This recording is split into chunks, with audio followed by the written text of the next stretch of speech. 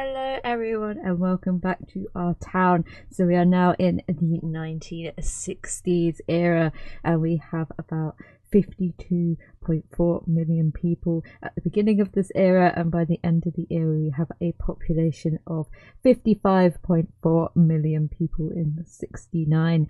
We also have an increased lifespan by the end of this era as well, to most people getting to an average age of 71.72 years of age, which is the longest it's been for our entire eras that we have been through. The weather of the 60s, it had a lot of wet, mild springs and wet autumns, so it sounds extremely British.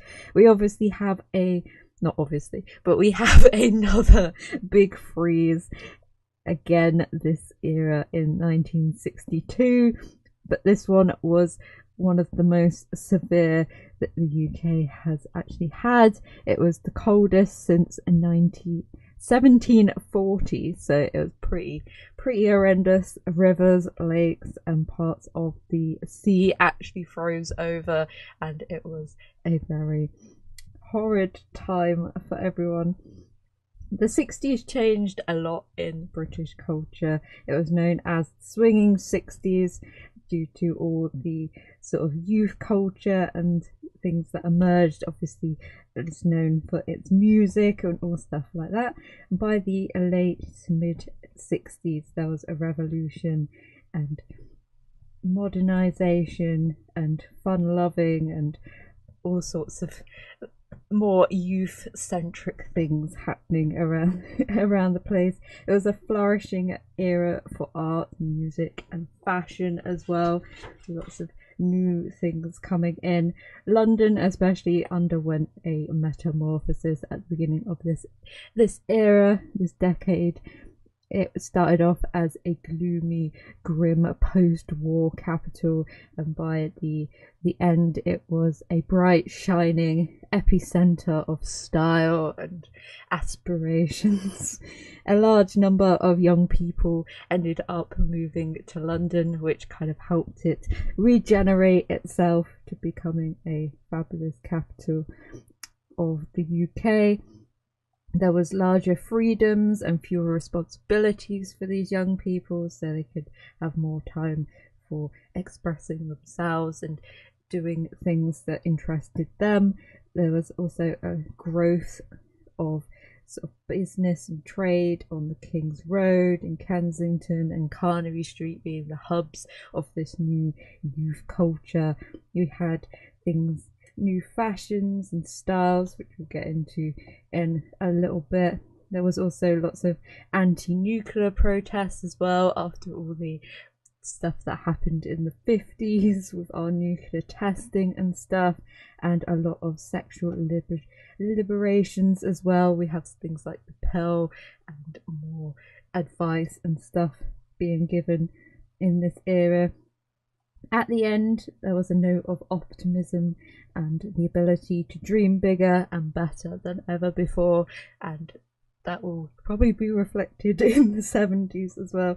So the music in the 60s is pretty synonymous with the era. We have bands like the Beatles, the Rolling Stones, the Who, Dusty Springfield, Lulu, Cilla Black, and all amazing types of music that people still listen to today. We also have psychedelic rock bands as well, like Pink Floyd and Jimi Hendrix, that also still influence a lot of things in the modern era.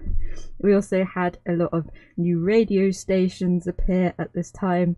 One of the three kind of popular ones were Radio Luxembourg, Radio Caroline, which also was a pirate radio station where they went off to the Irish Sea in just off Liverpool, and they could broadcast whatever they wanted to, and they broadcasted it from a boat. And we also had Radio London as well. By 1967 we had the introduction of Radio 1, and obviously Radio 1 is still playing the bopping tunes that sounds so odd, but all the new stuff and keeping relevant-ish. I know it's gone down a little bit even since I've been listening, but it's been going.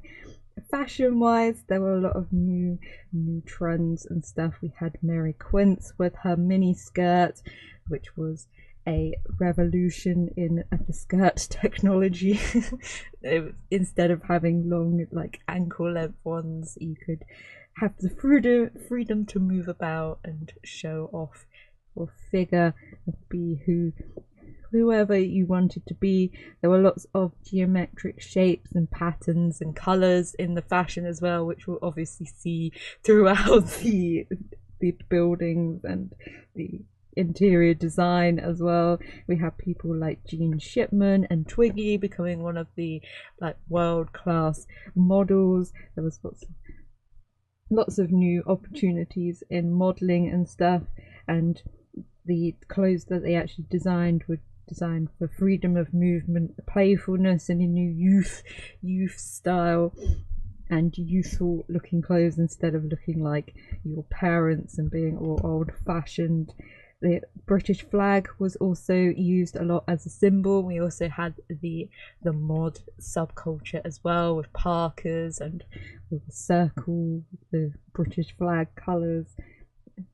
We had the E-type Jag was also designed in this era. We had photographer David Bailey as well, who was a leading fashion and documentary photographer of the London scene of what was happening around the era.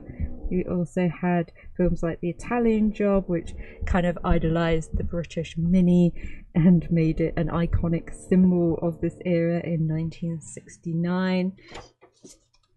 They had a lot of psychedelic influences during this era as well, with the music and also a lot of the design and the colours and stuff. And this was obviously synonymous with the known recreational drug use that went on during the 60s.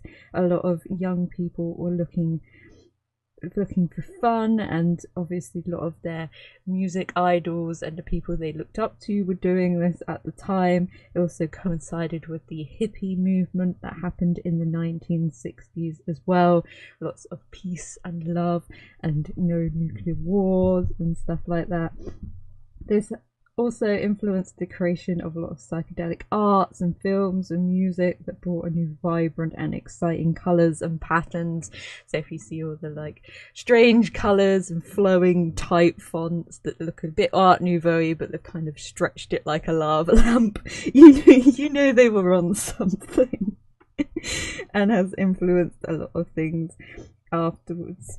And we have the famous quote, "Give peace a chance," which was one of the big protests and movements against the Vietnam War that happened around this era as well.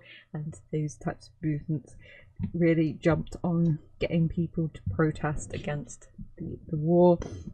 We also had a lot more influence from the feminist movement during this time. There's a lot more liberation and a lot more freedom for women, so the movement kind of picked up a bit. There were more jobs for women. This allowed them to move away from home and become more independent for the first time. You didn't have to stay in your parents' house until you got married. And the contraception pill was legalized in 1967 as well, so it gave the women a hope that they didn't have to just have sex for having a child and getting married and stuff like that, and they had more hopes and dreams beyond motherhood and marriage and being tied down to that. There was also lots of strikes for equal pay, which still didn't really do anything and still have crappy pay between the genders. And there was also increased political movements as well for women, and we actually had our first woman Secretary of State in 1968 as well. So women becoming more influential in society in general.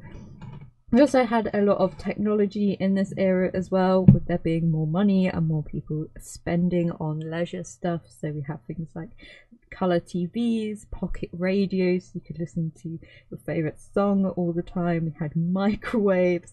We also had the first man on the moon as well in 1969, which was a huge televised event, and I think everyone stayed up to watch it.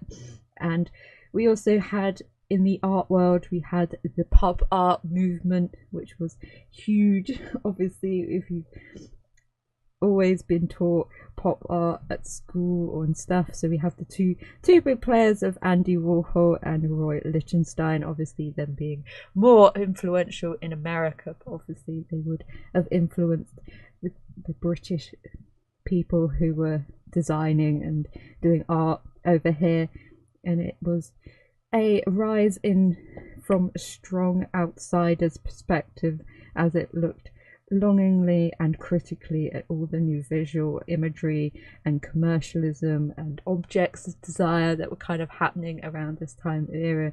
Kind of pointed a finger at them and saying, like, why are you buying this just because of it, and why are you holding it so highly when when you shouldn't really be doing that. It's a good message for today's sort of society as well.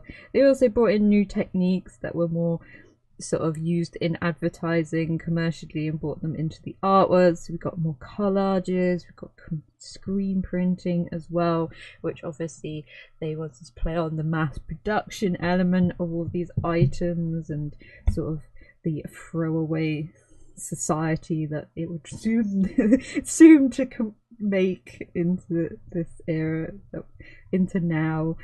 And it was the relationship between pop culture and high culture, mass production and the industry, so kind of bringing what everyday objects into a highbrow art cultured world that it pretends to be sometimes, and trying to shake up the system a bit. It also influenced a lot of music, like the Beatles and the Rolling Stones. So if you've ever seen the film Yellow Submarine, it's totally completely the 60s and pop arty and crazy and magical all at the same time, with great music. And it expressed a hunger for change in society as well.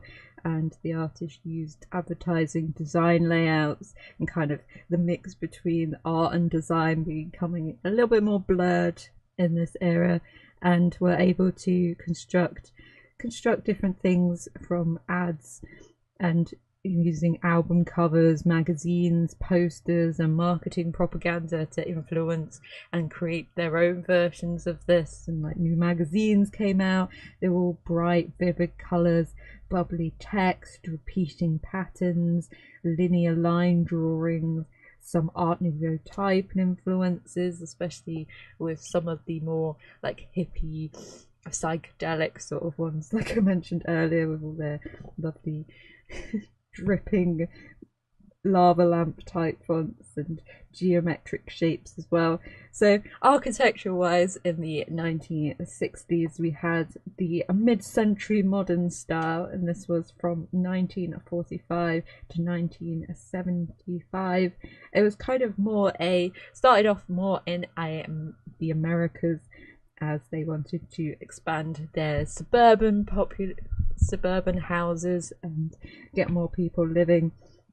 So it was kind of a American reflection on international and Bauhaus movements. So they kind of picked and choose what they kind of felt was right from those eras. Sometimes they hit the mark, sometimes they really missed the mark, and you'll probably see that as you see some nice looking cube houses and some not so nice looking cube houses and some more traditional sort of British stuff as we're going through this video.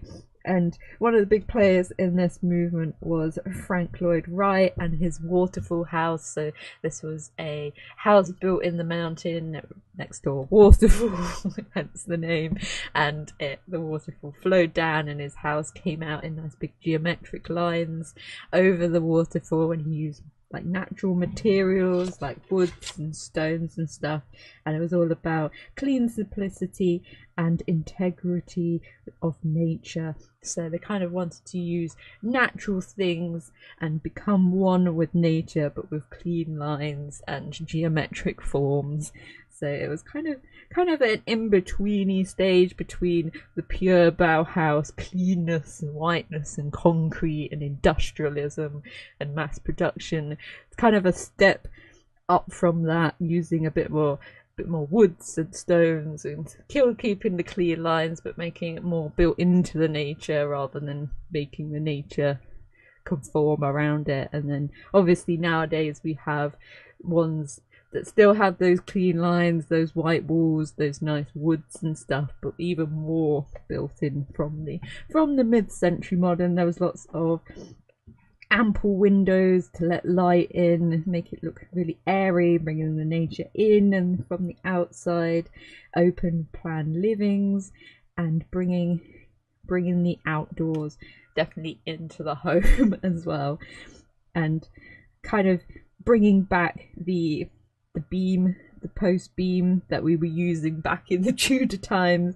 to support windows and floating structures and stuff to create that open plan living area. So we got nice big sturdy wooden pillars everywhere, back like we're in the Tudor the Tudor houses, but using it in a completely new way. There were lots of patterned wallpapers and rugs during this era as well, getting a bit more interesting compared to the 1950s. We kind of lose that sciencey edge that they were kind of going for in the 50s and going a bit more free flowing, a bit more loose with the colours. We also have a lot of dark woods and browns with the furniture as well, trying to bring in that nature but keeping it quite dark. There's lots of yellows and oranges and that dark rich mahogany wood about in the 70s. Not the 70s, what's next? In the 60s. They're basically a big blur of bright colours all at the same time. And we have a lot of geometric shapes on the furniture as well. Lots of yellows, greens, oranges, purples, lots of bright colours. And colour in the furniture as well. So when I'm trying to furnish some of the interiors, we've got chairs and drawers and shelves and stuff that have the orange colours, pigments in it. We also had things like the egg chair and the chemise lounge chair as well, which was mass produced forever. There's the black chair with the little footstool, and you can still buy the egg chair and that chair as well, still to this day. So in the UK we obviously have more semi-detached houses as we've got the ever-growing population and more people wanting to move into cities, especially London and stuff, so lots more houses. We obviously do have that post mid-century modern influence on some of the houses, but obviously some of them are taking the style a bit and then putting it on a normal semi-detached house. So some of the builds look quite interesting from the 60s. They also put a lot of wood paneling around the windows. So if you see any houses in the UK that have windows with wood paneling and then brickwork, they're definitely 60s houses. And there are a lot of square buildings, lots of buildings with like overhangs on them as well, bringing in that mid-century modern feel. Lots of woods, lots of bricks as well, especially on the outsides. There's a few coloured buildings that had, well, a few buildings that had colour on the outside as well. So in our house that we're building now, it has the pop of yellow on the front and just bringing in a bit more fun. Lots of large windows, especially in the ones specifically designed in the mid-century modern style, and lots of different houses and styles, kind of putting your own personal stamp onto your house, making it your own. So we have some fun facts for the 60s. So in 1960 itself, we had 60,000 people demonstrate against nuclear weapons. We also had the first concert for the Beatles under that name. We also had the first ever traffic wardens and the first ever use of plastic bags to throw your rubbish away in. In 1961, we discovered a large Soviet spy ring in London, and that kind of plays out throughout the whole of this time, lots of court cases and all sorts of stuff like that. It's also the first time that someone had mentioned the word homosexuality in a film as well, so that was a big step forward. It obviously took a long time for change to actually happen and for it to be recognised properly and stuff. And in 1962 we had the first colour supplement in a newspaper, and we also had a panda crossing. We also had the first ever James Bond film, and we had advertising standards authority to make sure advertisers were not taking advantage of all what they could use and what they were showing in their adverts as well. We also had the book The Clockwork Orange published at this time as well. In 1963 we had the Great Train Robbery, which was a handful of people took there was money and diamonds and all sorts of stuff being transported by a train, and they decided they were going to rob it. They were actually, I think they were successful or caught in the act of doing it, but they nearly got away with actually doing it. We also had the Cindy doll, which was the British version of the Barbie. We also had the opening of the Dartford Tunnel and the first ever episode of Doctor Who as well.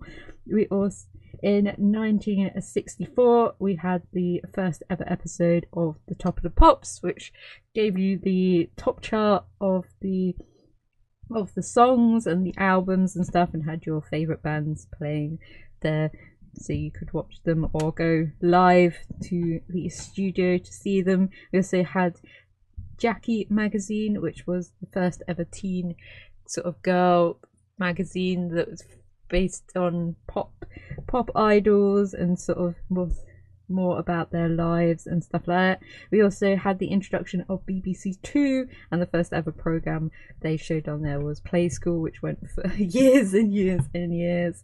And we also had the construction of the Post Office Tower, which is now the BT Tower in London, just off Tottenham Court Road, kind of smudged closer to Great Portland Street area. In 1965 we had cigarette advertising banned on TVs.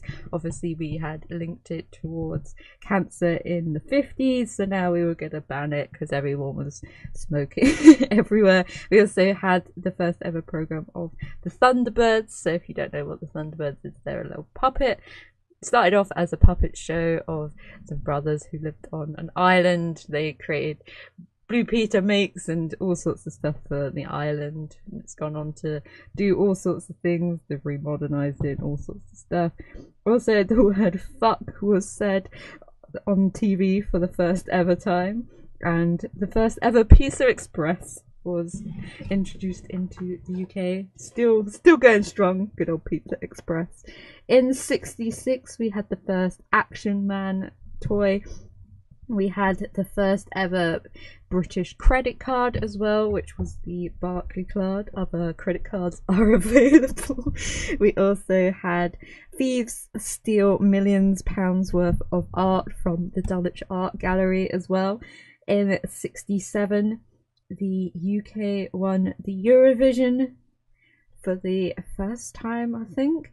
And then we had the first ever automated cash machine, and the first ever pole star was observed as well. So that's a star that kind of gives off different signals as it's slowly dying. In 1968 we had the first Ford Escort car, and we had the 5p and the 10p introduced as the UK was preparing to go from pounds and shilling to pounds and pence in the new decimalisation of the currency. We also had the first Isle of Wight festival as well, and in 1969 we had the first space hoppers, and we had the hardware shop B&Q, or I think in America it's known as Home Depot or something like that. We also had the opening of the Victoria line as a memorial anniversary thing for Queen Victoria, and we had the chopper bike and the first ever Monty Python sketch. So I'm going to leave you here with a tour around our town and our semi-detached houses and our another brutalist tower block that's been added to our centre, and I'll see you in the next era. Bye.